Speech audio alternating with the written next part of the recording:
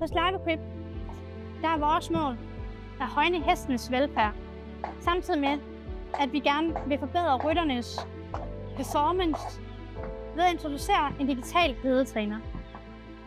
I sin helhed så består Live Equip af en sensorteknologi, som kan fastgøres til de forskellige sadler, og dermed registrere de kræfter og den vægtfordeling, som rytterne påfører hesten.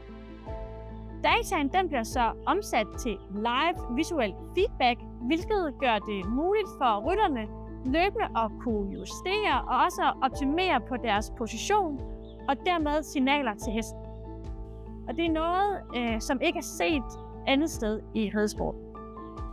I øjeblikket der er vi dybt forankret i udviklingsfasen og arbejder sammen med nogle talentfulde software- og hardwareingeniører, samtidig med, at vi også har et samarbejde kørende med nogle af Danmarks allerbedste og førende hestefysioterapeuter og fysioterapeuter, og det gør vi simpelthen for at sikre en høj kvalitet. Men hvorfor er det, at vi er så fokuseret på rytternes position? Jamen, vi har nok alle sammen prøvet det her med, at vi sidder to på en cykel. Vi har en ven, der sidder på bagagebæret, men hvis den her ven sidder totalt i ubalance eller uroligt, så bliver det rigtig svært for os, der skal på cyklen fremad og sørge for, at den kører lige ud og er i balance. Det samme gør sig gældende for hesten og rytteren.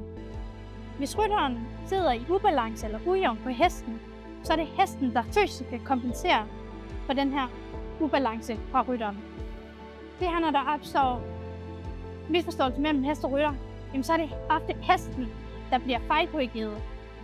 I løbet af foråret og sommeren, der har vi haft mulighed for at udleje vores prototyper til nysgerrige ryttere rundt omkring i Danmark. Den feedback, vi har modtaget, har været helt fantastisk.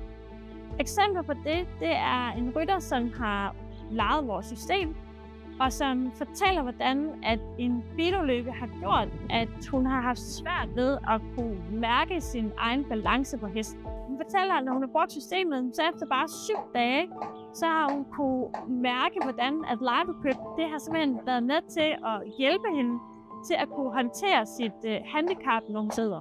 Vi har et ambitiøst mål om at lancere Live Equip i 2025. Derfor har vi brug for al den støtte, vi kan få, til at fortsætte udviklingen i den rigtige retning og skabe et produkt, der kan blive til virkelighed.